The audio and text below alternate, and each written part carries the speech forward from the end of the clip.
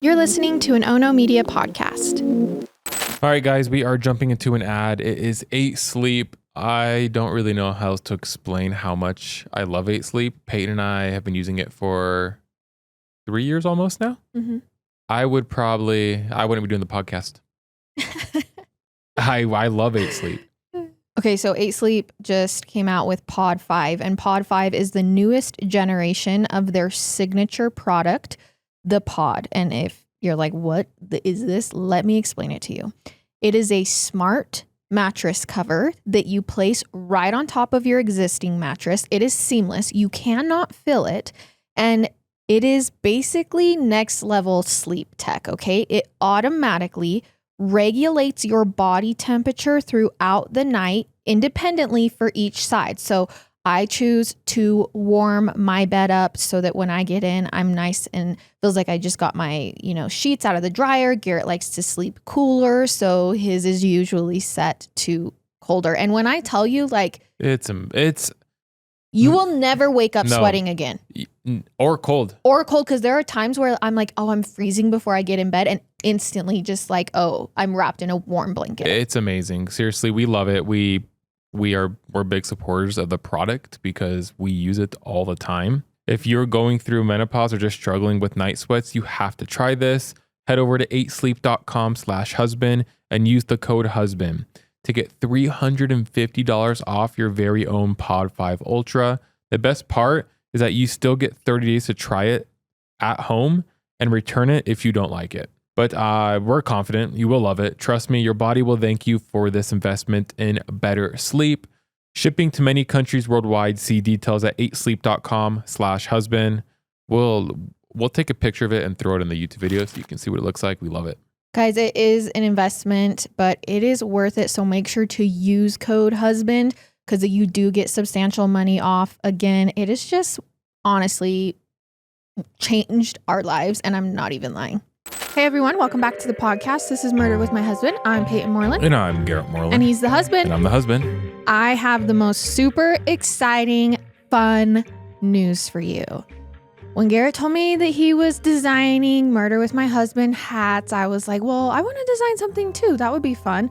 So I began working on a Murder with My Husband coloring book. And if you know me at all, you know that I love coloring. I'm a little connoisseur. I'm not actually very artistic, but I do enjoy coloring. And so I've been working on this book. It's basically a journey with Garrett, Daisy, and I trying to solve a mystery. That's kind of like the story of the coloring book. I made it kind of bold so it's easy to color. It's not front and back, so you can use markers on the other side if you want. You could get it for your kids. You can get it for you. Honestly, it's just super cute. Daisy is so cute as a little detective with her little spyglass. It's adorable. But yeah, so those are available now if you want to go check it out.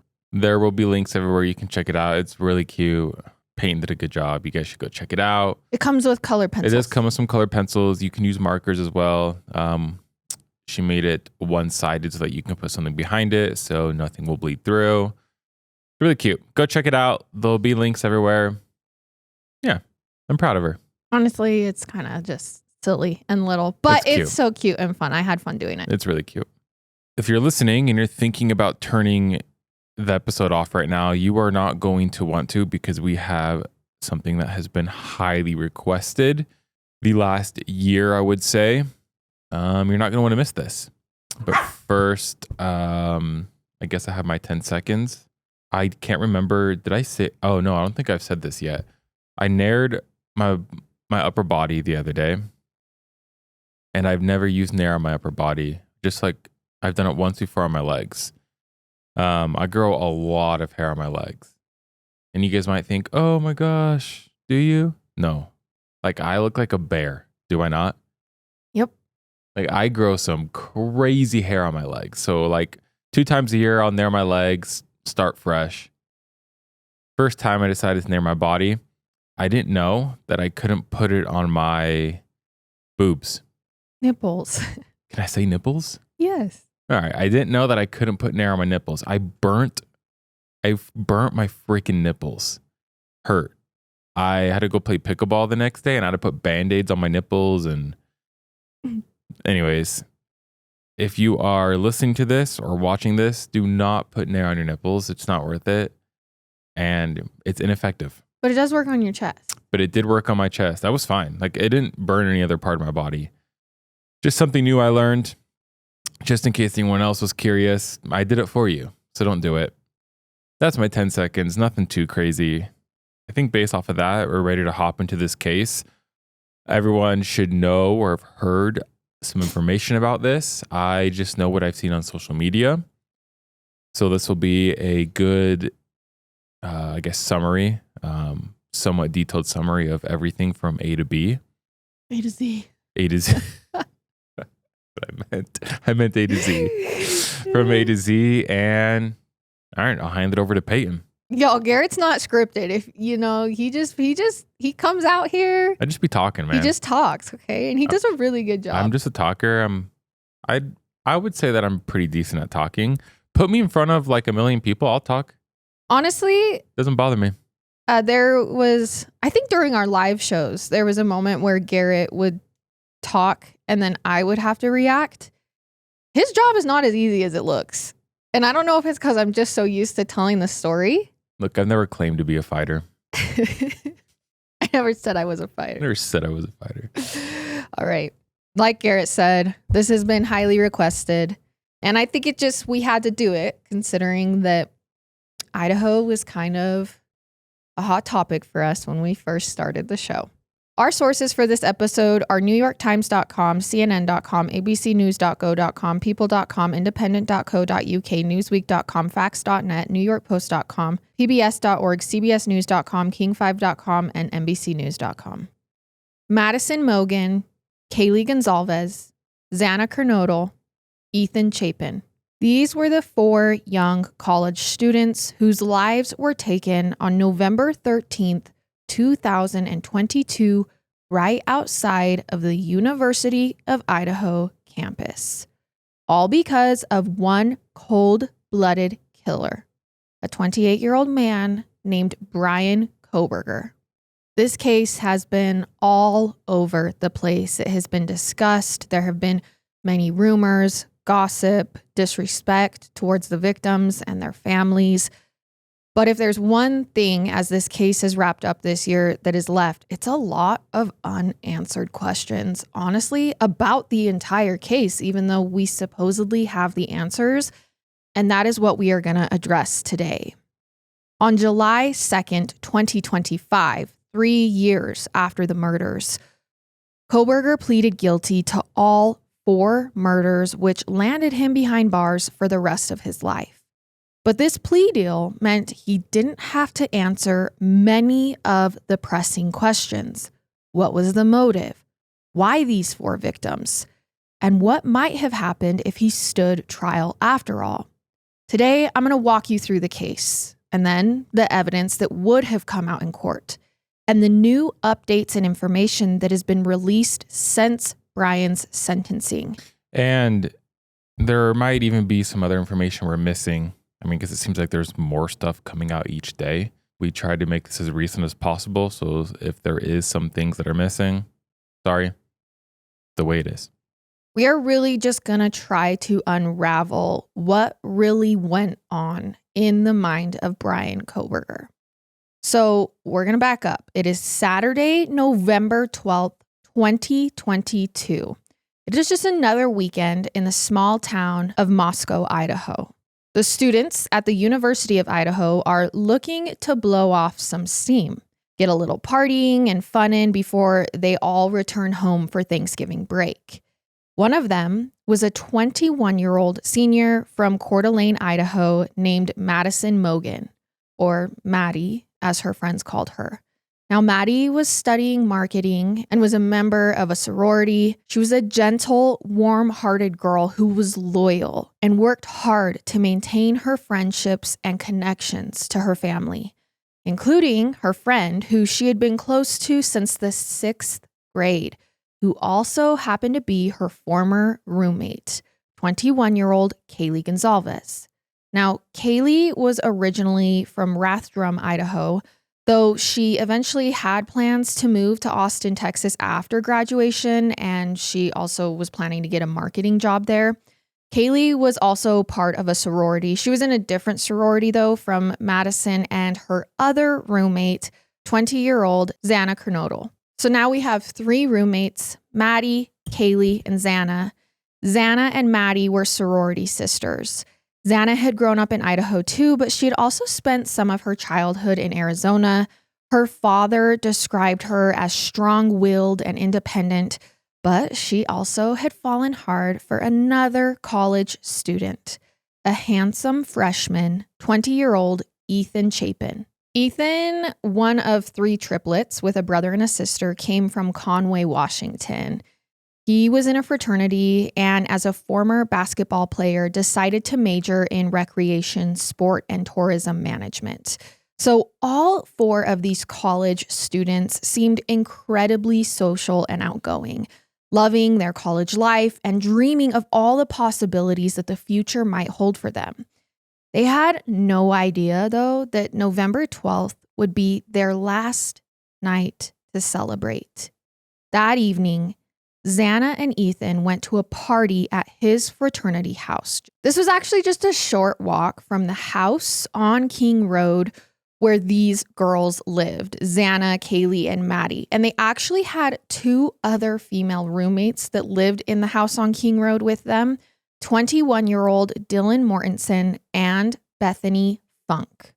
So Dylan, Bethany, Kaylee, Maddie, and Xana all living together at this house on King Road while going to college. Now, as Xana and Ethan are at the party at the fraternity house, Maddie and Kaylee were off at a sports bar in Moscow called the Corner Club, which they actually got to around 10 p.m. that night.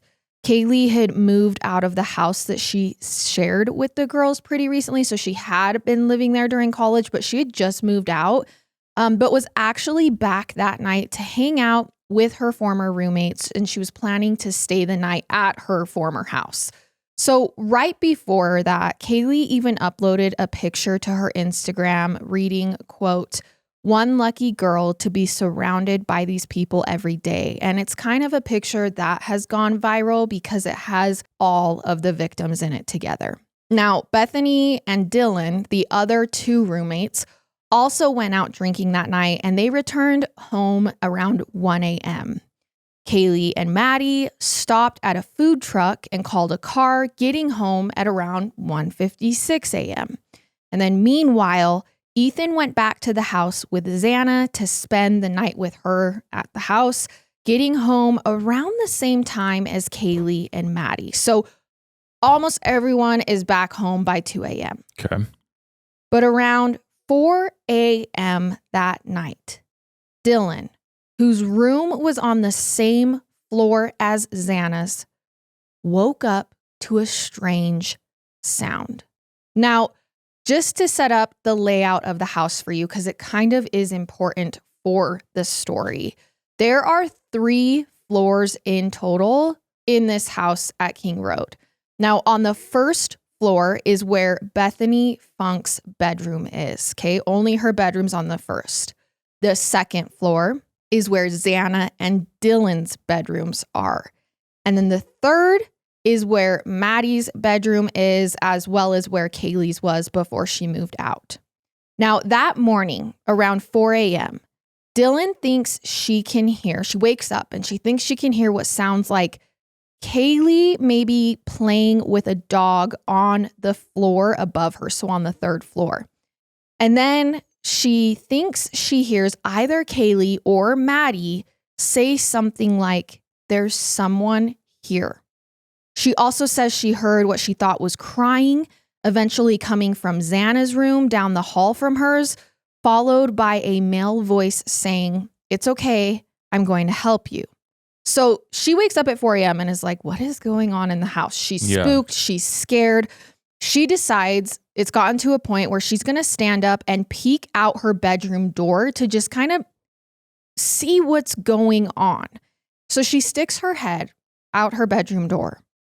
And that's when she sees a man in all black clothing and a ski mask walk past her toward a sliding glass door near the rear side of the house.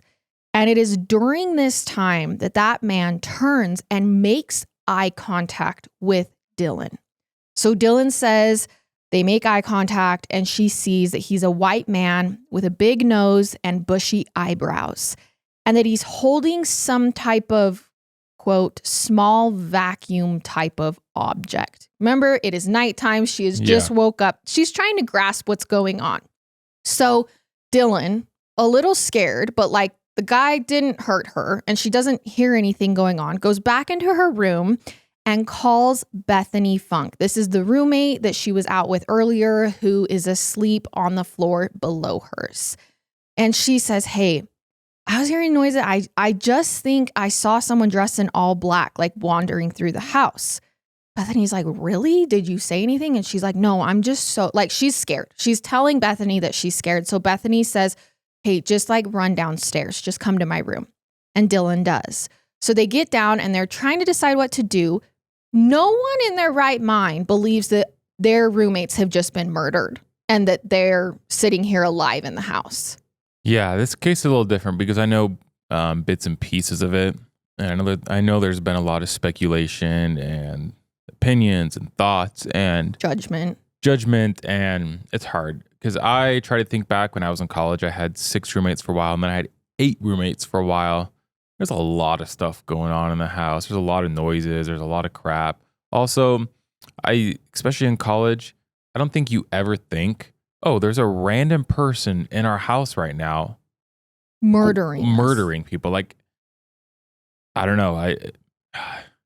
Insane. Like, honestly, it's out of this world to even think of something, to even think that something like that can happen. I mean, there were times where I would come out of my room and there would be a boy I had never seen before in my house, in my dorm room. Yeah. You know what I mean? Like, I think sometimes people forget that college life at times can be very just like in and out, strangers all the time. You're constantly meeting new people.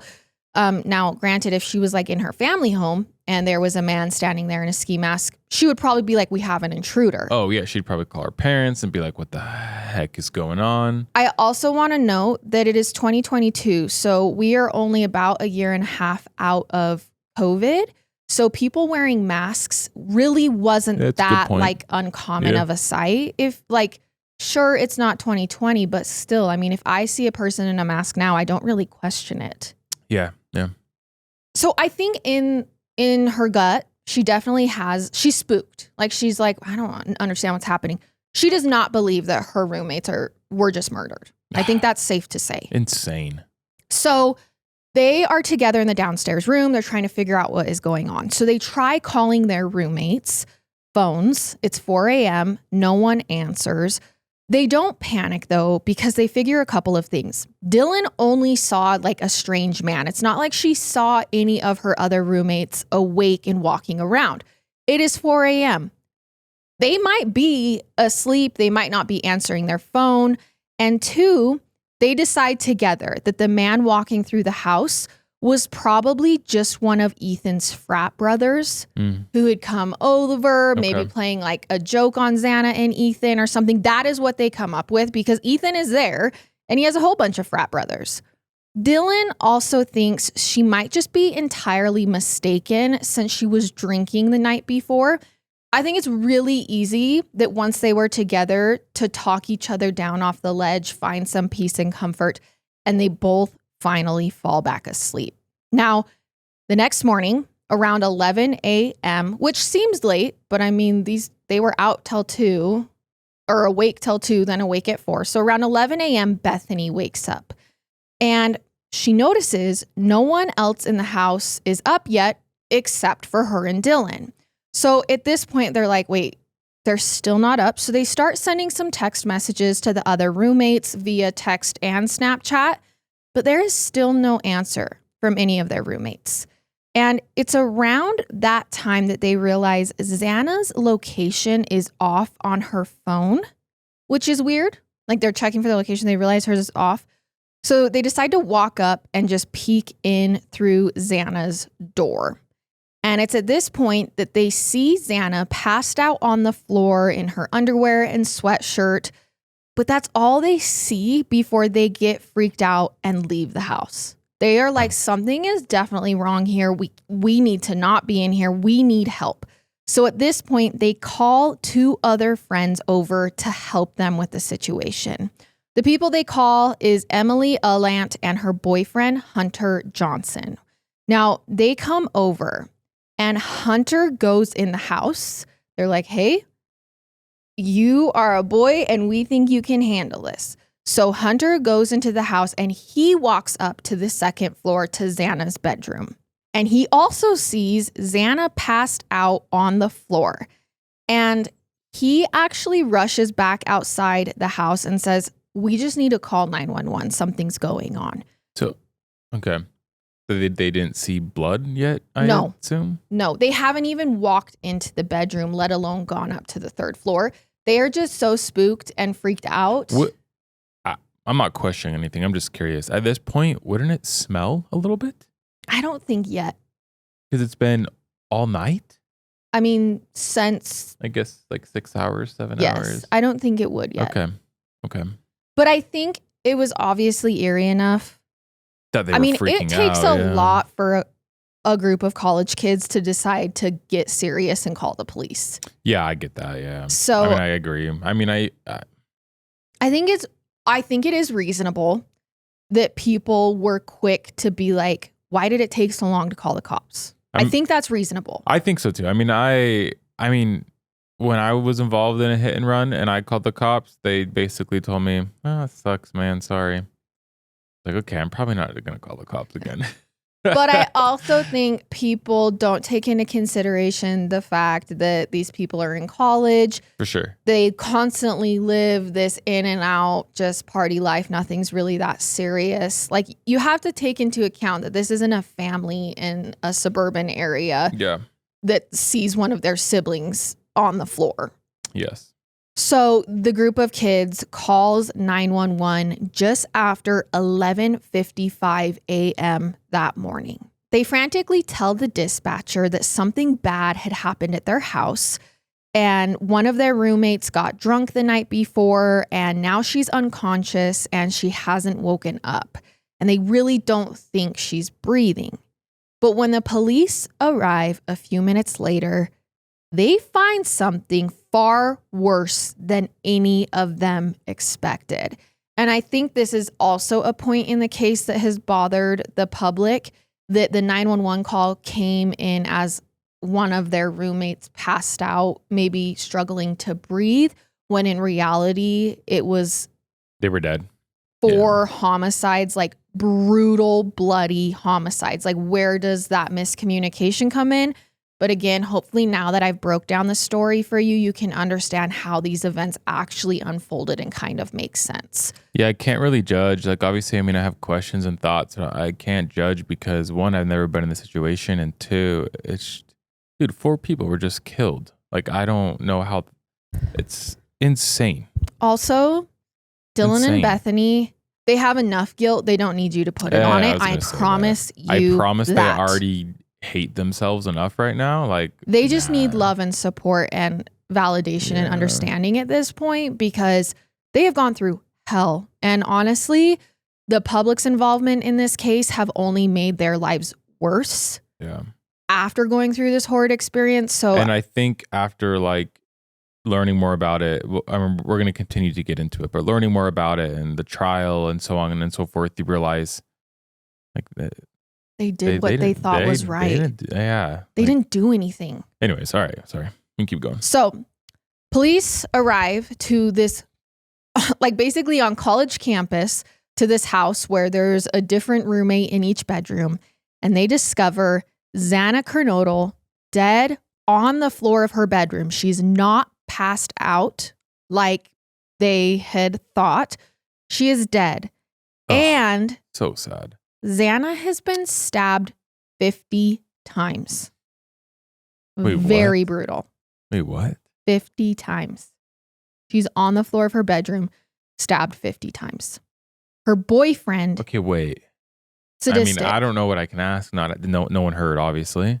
No, what Dylan has said, what she's told police is all we know about the noises. And Bethany claims to not have heard anything.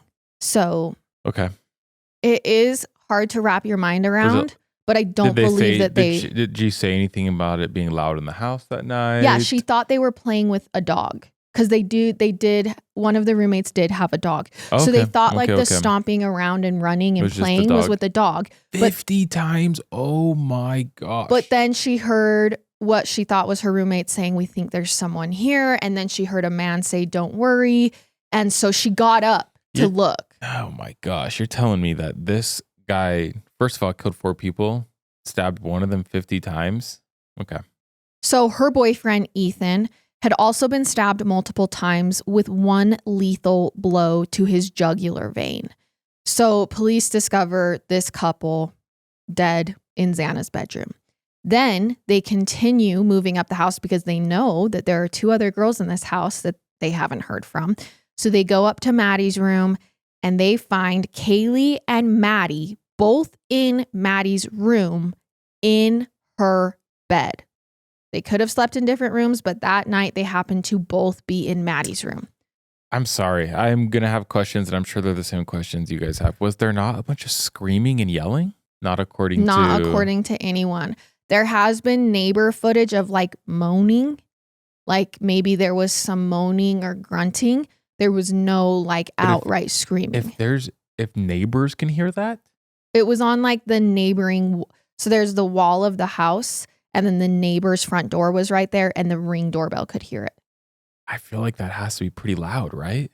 I mean, it woke her up and got her out of bed. So it was loud enough that it got her out of bed. I'm just asking questions. I'm not putting blame. I'm genuinely curious on what the freak happened. Well, these are the questions that everyone had? That everyone has. Okay. Because they're if he would just think about anyone other than himself and explain what happened that night, we might have answers to this. Because he could say, oh, none of them screamed or this or that. Yeah, you know what I mean? He's not going to say that. He's a sadist. Yeah, he's not going to say that. Right. He's a narcissist. Well, he's a lot of words, but. So both of these girls have been stabbed to death as well. Kaylee has been stabbed over 34 times. Oh my. Her face was unrecognizable, while Maddie's total is actually not specified. Okay. I can't keep interrupting, but between just 3 people, it sounds like over 100 times. How do you stab someone that many times? Rage. Adrenaline. They were far dead. They were already dead. By the way, we're just going to send them to prison for life. So the autopsy is performed on November 17th. God. The results show that all 4 victims were attacked with a large knife and that their wounds were very extensive.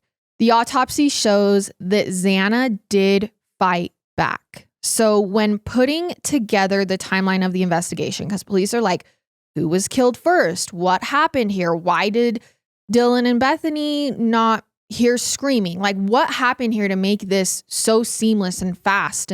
But Xana has defensive wounds. So police discover that Xana had ordered food through the DoorDash app that was delivered around 4 a.m. They believe that Xana and Kohberger had either just missed each other in the house, walking through the house while she went to pick up her DoorDash, and then she heard the commotion, and that's why she was even out of bed when she was murdered. Either way, these timelines are very creepy because there are people moving through this house and we're not sure when they encountered each other. They do, though, suspect that Maddie, Kaylee, and Ethan were asleep at the time of their attacks, which would make sense why it was more quiet, because for 2 of those victims, they were basically sleeping. They were basically asleep. I mean, and then you can you don't have to finish attacking one to get to the other. You can move back and forth to try to subdue one. You know what I mean? So maybe that is why it was so quiet. This is horrible, man. This is horrible. It's awful. It is awful. They find, though, that there has been no evidence of sexual assault with any of the victims. Still, investigators feel confident that this was a targeted attack, not completely random. And for the next several weeks, police speak with anyone and everyone who might have had a connection to the victims including anyone who was spotted with them earlier that night while they were out. But they release little to no updates about the case. And this is the point where you probably heard about the case. We heard about it. I definitely heard about it because I'm from Idaho. Everyone was talking about it. 4 college students like brutally stabbed to death in their home with 2 surviving roommates. The case itself it went viral. Yeah. It spread. No one really knew what happened. Now, I am going to say 7 weeks after the murders, police made an arrest. A week before they arrested Brian Kohberger, I was sent court records showing that police had a suspect and the evidence that they had against him that was going to lead to an arrest. But I couldn't say anything because it hadn't been made public yet. Just so you guys know, we could have leaked that information before anyone else, but we didn't. We could have sold that shiz to TMZ, made a lot of money. But guess what? We didn't. If you're wondering how I got it, sources. You know, we never give up our sources. So just an FYI out there, FYI. If anyone ever sends us anything, we'll snitches get stitches, and we're not snitches. It was weird though to have read this entire court document. It was long. Understand that they have a suspect, that they had evidence, and then get online and see people being like, the police aren't doing anything. There's nothing going on. And thinking, oh my gosh, they've been investigating this entire time and have kept it away from the public and literally are about to make an arrest. We should have just leaked it. It would have been kind of cool. So 7 weeks after the murders, police make an arrest. Okay. The person they arrest, Brian Christopher Kohberger, a 28-year-old grad student at Washington State University. This is a different college than the victim's college, but it's actually just 10 minutes away from the Idaho campus. So it's basically just 2 colleges that share the same. And if we're arresting people just based off looks, we got the right guy. His eyes are very dead. We got the right guy. Very dead. On December 30th, 2022, he's arrested at his parents' home, but it's not in Idaho. It's in Pennsylvania. They went across the United States to arrest him, and he was charged with 4 counts of first-degree murder. Now, let's get a little bit of background on Brian. I wouldn't be spotlighting this if it didn't have some impact on the case. So he had a bachelor's degree in psychology. Wow. From a university in Pennsylvania. And in the fall of 2022, he had begun studying his master's in criminal justice across the United States at Washington State. Criminal justice and psychology. That's ironic. Prior to his arrest, he had worked as a security officer for a school in Pennsylvania where his mother was employed, and he had recently just interviewed for a graduate research assistant position with the Pullman Police Department near his campus. So it's safe to say this guy had a clear interest in being some sort of police officer or someone who held a position of power. Now, digging a little further back, it was clear Kohberger was troubled long before entering college. You don't do what he did without being haunted. So all the way back to his teenage years, Kohberger had written a post online about his struggles with suicidal thoughts, dissociation, and his lack of emotion and feelings of remorse. Basically online saying I'm fear that I'm a psychopath. Apparently, he also dealt with depression, and according to people who knew him in high school, he had a history of abusing heroin and kind of just having a lack of empathy. Okay. But it was during his graduate studies that things really seemed to amplify for Kohberger. Maybe he was trying to hold off this I'm going to be the killer narrative and was trying to go, well, I'll still be involved in crime because it really interests me, but I'll be a police officer. Seems like when he moved to Idaho, Washington, he was like, you know what? Actually, I'm just going to go full force serial killer. I'm going to finally give in to the dark side of me. Insane. So in the months before the murders, he posted something on Reddit asking formerly incarcerated people to take a survey. He wanted to know their, quote, thoughts, emotions, and actions from the beginning to end of the crime commission process.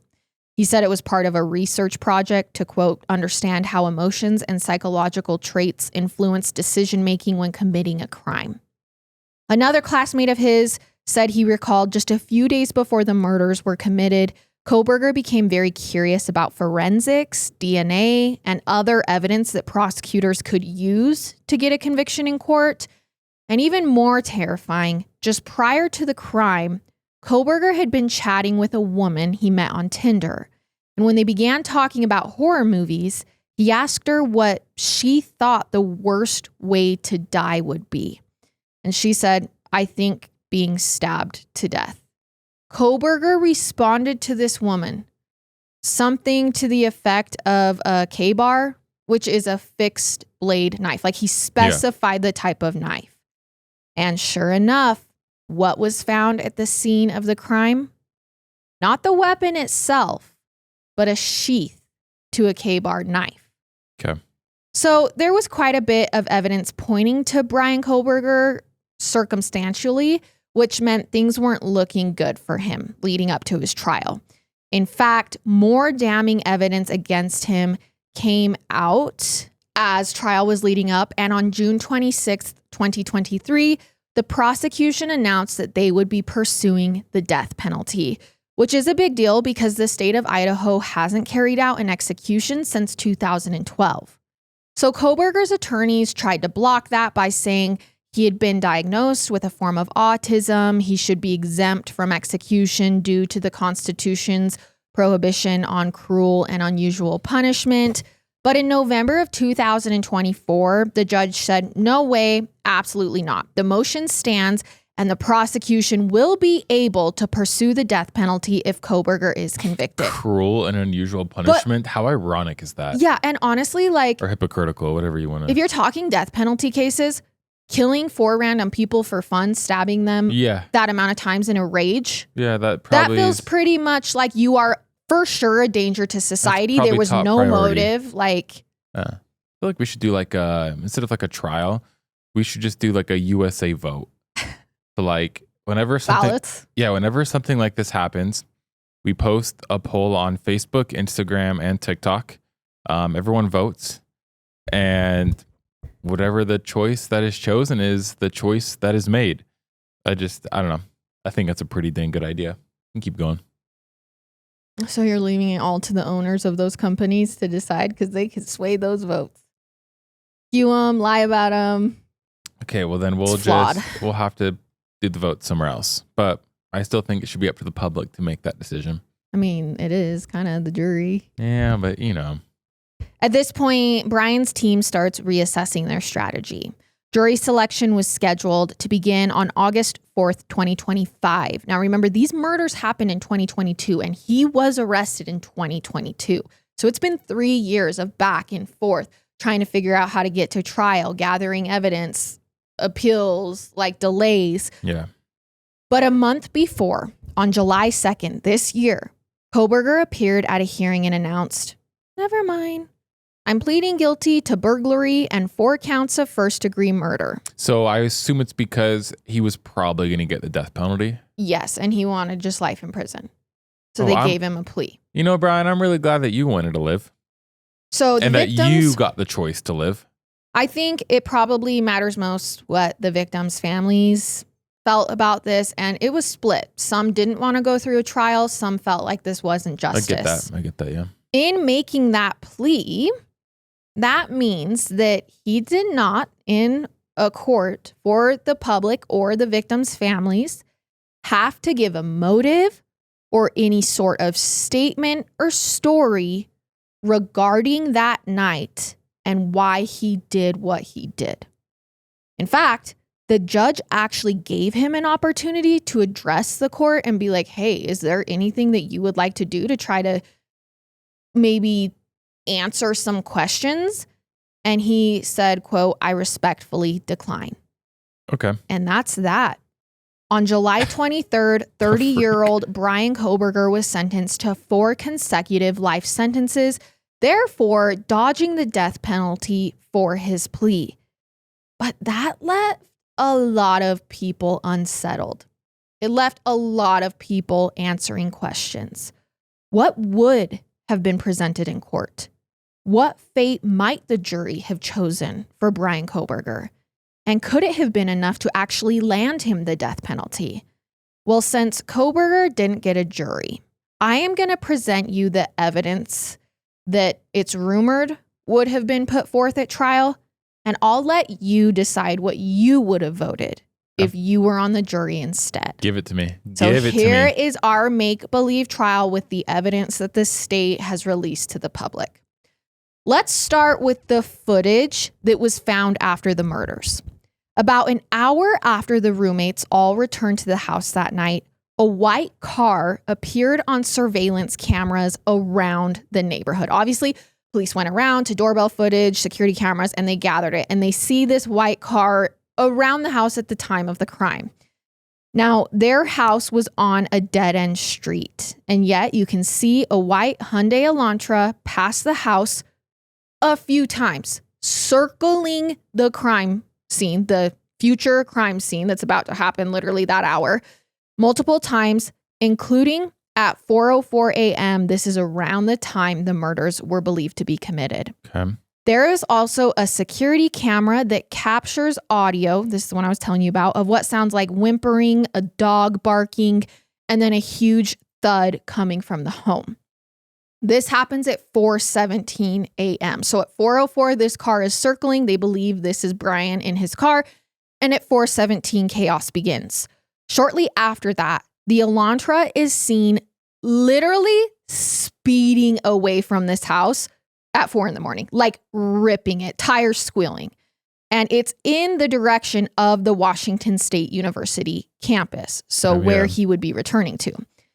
And around the 29th of November, police tracked this car to a WSU student named Bryan Kohberger. So this is how he kind of first comes up on their radar. So now that the police had his name, they look up his record. They found that he had actually been pulled over in Moscow, Idaho back in August. And during that traffic stop, he had given the officer his cell phone number. So the police are like, we have his cell phone number, which in turn allows them to track where his cell phone was at the time of the murders by accessing his records. Easy enough to get a warrant for that once you've seen his car on footage. And with that, they also pull up Kohberger's license photo. And sure enough, they find he is a white guy with bushy eyebrows. He looks a lot like the person Dylan Mortensen described seeing in the house that night. Oh, and by the way, they also discover Kohberger had gotten a new license plate for his car 5 days after the murders were committed. Give me a break, man. Now let's move on to that location data from his cell phone, because this certainly would have came up in court as well. So after receiving Kohberger's cell records, police learned that his cell phone was actually turned off beginning at 2:47 a.m. the morning of the murders. So we know someone was awake on his phone turning it off around 3 a.m. And its last location that it pinged was in Pullman, Washington, near his campus. Then someone was awake and the phone mysteriously turned back on at 4:48 a.m. shortly after the suspected time of the murders. And now the phone is in Moscow, Idaho. So while the phone was turned off, it moved. It left its location and went towards the scene of the crime. His data also showed he returned to the area near the crime scene later that morning before the bodies were even discovered. Police and the prosecution believe he was returning, doing a drive-by to the scene of the crime to see if police had been called, what had happened, was it taped off? He drives by and realizes, what's going on? I definitely saw a girl that was left alive and there's no police here. Like she didn't call 911. Interesting. They believe that's why he pilled out so fast, because he had left someone alive. They believe he thought that police were going to be called immediately. Well, he left 2 people alive. He didn't know he had left 2 people alive. Okay. He'd only seen one. Okay. So he does a little drive-by to just check up on the case. I also want to mention around this time on his phone, he also took a selfie with a thumbs up smiling right after he brutally murdered 4 people. Just a little side note for you. What? Yeah, on his phone in his bathroom. He went home after murdering them and took that picture. It's crazy, dude. This is crazy. So they're like, okay, this cell phone data is pretty intense. It's pretty heavy. It does a lot of damage to his case.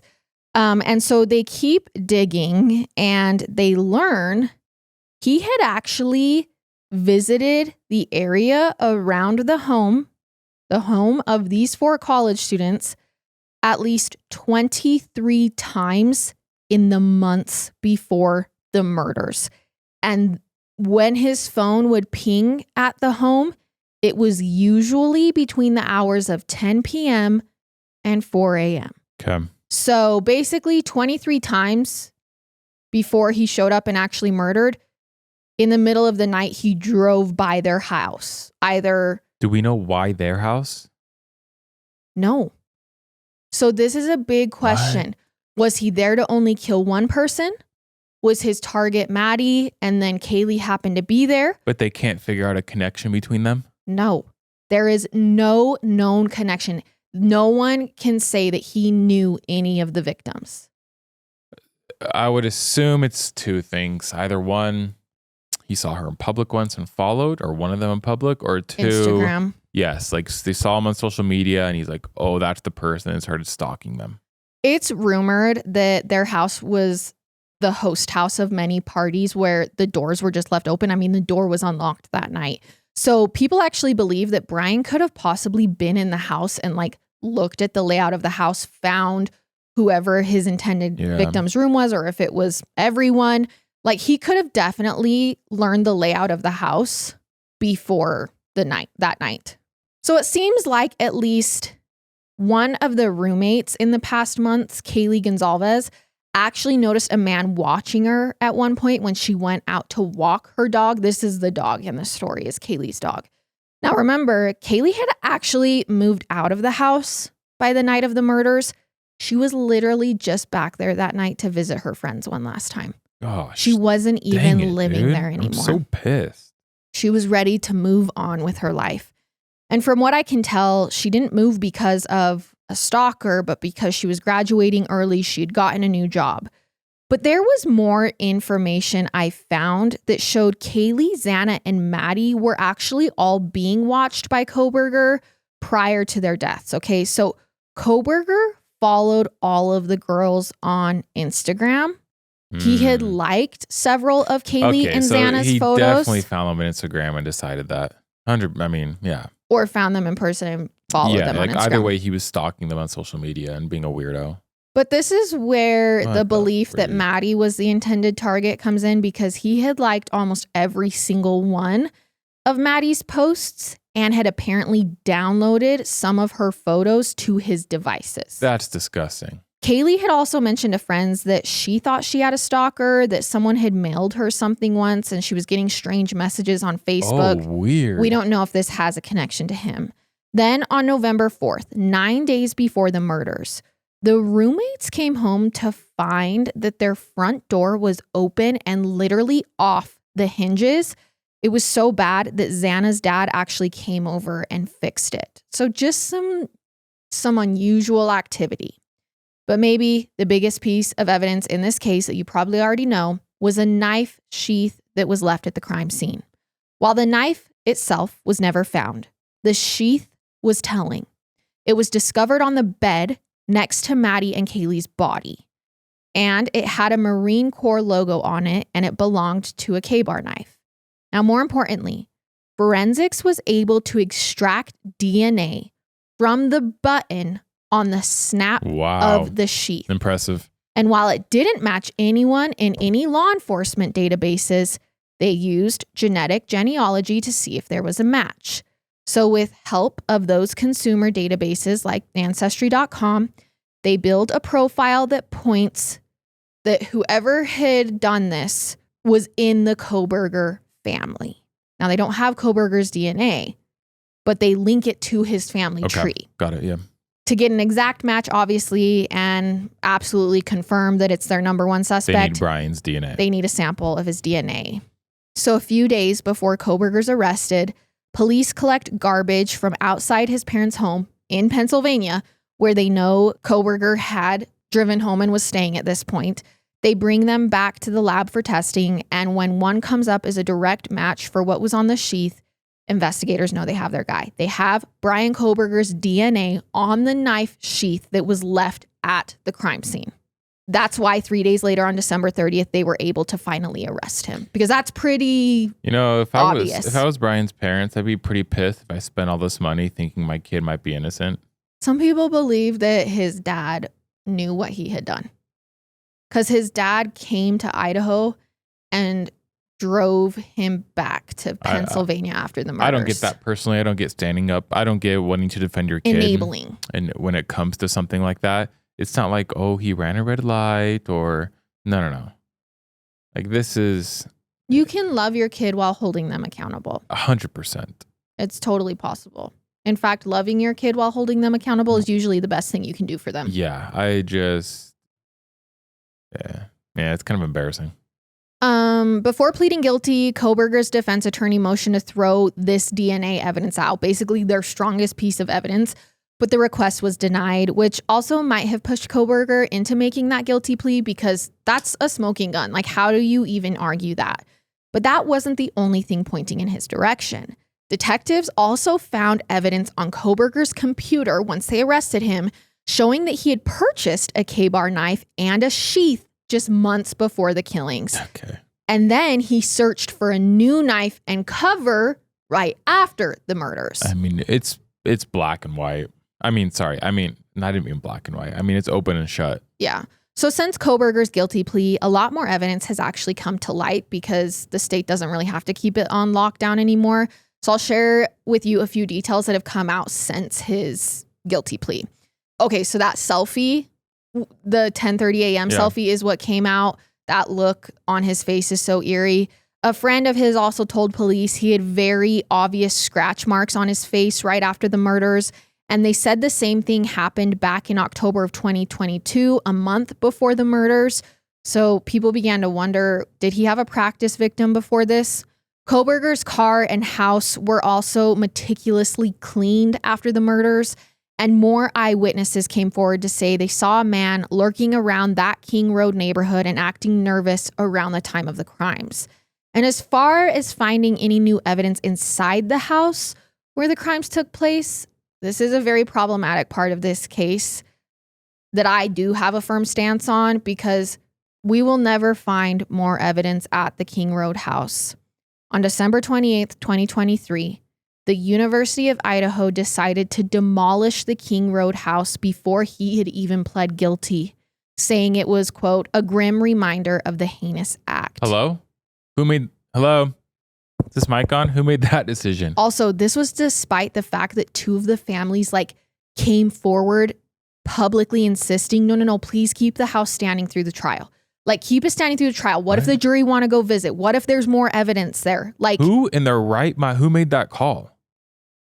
They just believed that it You're was kidding me that they right needed to delete it out of the college campus to kind of close that chapter, even though it wasn't legally closed yet. The amount of incompetent people we have making decisions in our lives blows my mind. That is an insane decision to make. I will say the prosecutors they didn't really fight for it. They said the current condition of the premises is so substantially different than at the time of the homicides.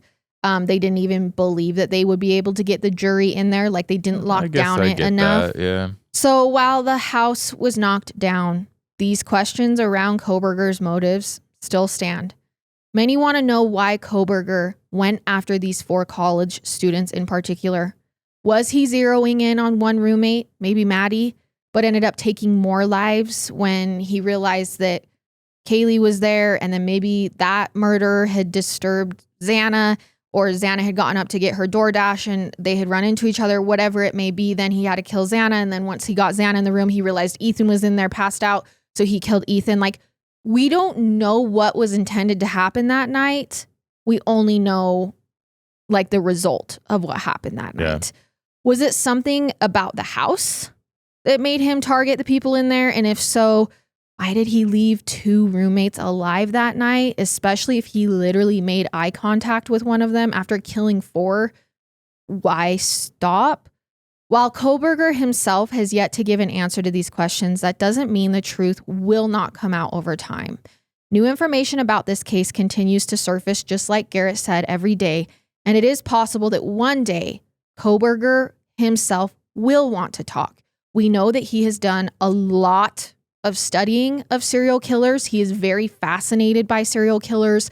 He has done so much history into psychology and the mind behind it. So maybe eventually he will fall into the serial killer trap where it brings them pride and ego to admit to what they've done. Yeah. And so they speak out about it, not to help the families, but for their own benefit. Yeah. Yeah. To kind of put their stamp on their crime. Now, during the sentencing hearing, Judge Stephen Hippler gave one reason for Kohberger's crimes: cowardice. He also added that while he too wants to understand this senseless killer by continually asking the question of why, he says us continuing to question it gives Kohberger more power and control. So I will leave you with one final message from the judge that kind of articulates my feelings. Quote, "There is no reason for these crimes that could approach anything resembling rationality.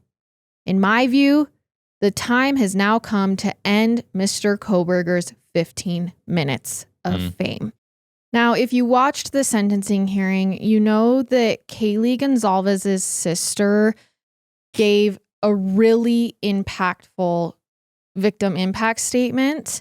And I think closing out this case, I want to end with her words.